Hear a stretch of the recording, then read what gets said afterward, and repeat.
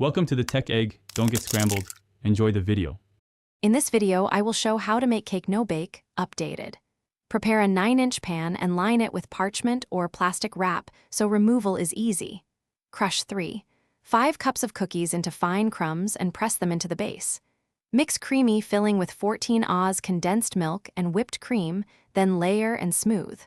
Chill thoroughly before serving for best results.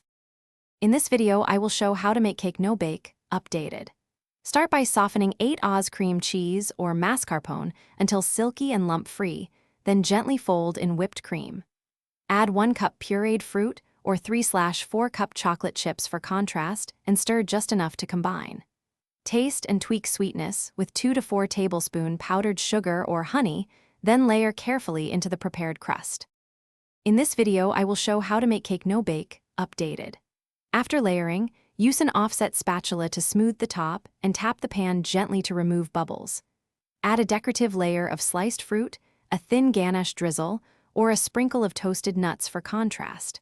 Cover with plastic and chill at least 4 hours or overnight for best texture, then unmold carefully and slice with. Thanks for watching. Consider subscribing if I helped unscramble your problems.